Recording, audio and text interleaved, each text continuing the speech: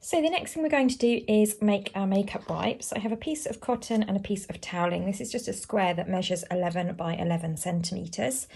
Now, you can make them whatever size you like, but I think that size works quite nicely. With a 1 centimetre border, that gives you 10 centimetres square as the final makeup wipe.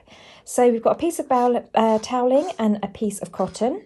The toweling has two sides. It has a fluffy, soft side and a more loopy kind of toweling side. I'm going to use the fluffy side as my right side. So I want to just start by putting my fabric and my toweling right sides together. And then I just want to clip that in place. Then we're going to sew around the edge with a 1 centimetre seam allowance, but what we're going to do is leave a gap for turning through. Start by just coming towards the end there because I can leave my gap where I start and finish. Do a back stitch. I'm working with a 1 centimetre seam allowance. Come to the corner. As I'm travelling towards the corner, I want to leave my needle down, swivel round, that's about right, and then continue.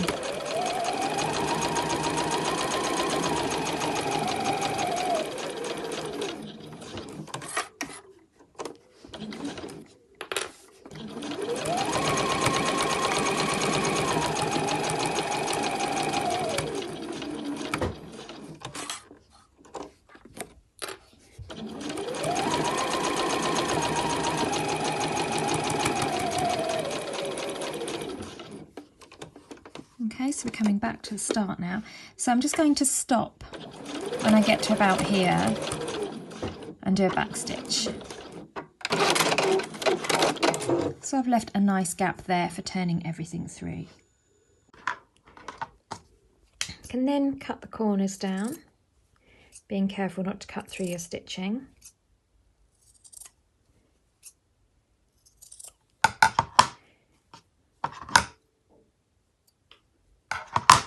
And then turn through.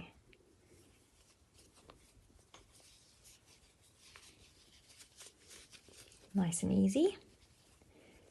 You can use a point turner just to help get those corners out. You don't want to push too hard because you don't want to break through your stitch, but it does help you.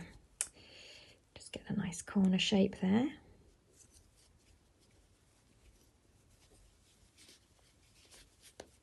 Let's turn through. I've now got my gap that I need to close. So let's start by just giving it a gentle press. Make sure that's nice and flat.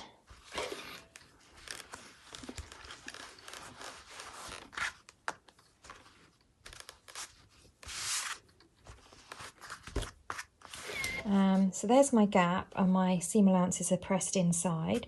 So that'll make it easy now just to go over to my sewing machine, and I'm going to edge stitch around the outside edge of my makeup wipe. So it doesn't really matter where you start and finish. I think I'll just start on the side here. And I'll just put my stitch length up to 3. I just find that's nicer for a visible stitch. And then I'm just sewing right on the edge there.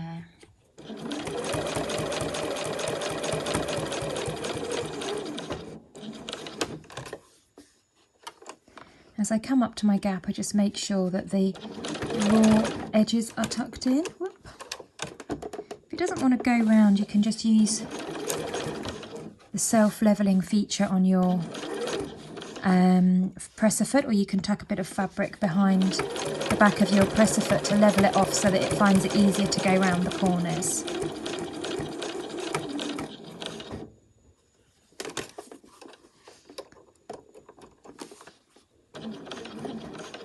Or just give it a little encouraging nudge.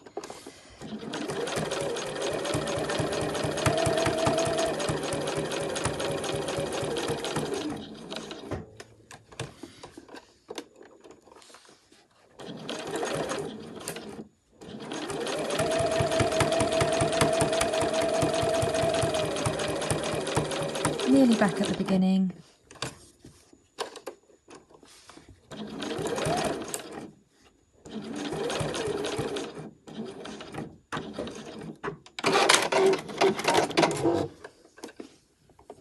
you go, such an easy project there. So I've got my lovely fluffy toweling side on one side and my pretty printed side on the other side, and the gap that I left has now been closed by my edge stitching. Now if you have 6 of these to make in your kit, you could always do 3 with the fluffy side and 3 with the toweling side, so you get the best of both worlds. But that's a very easy and satisfying project.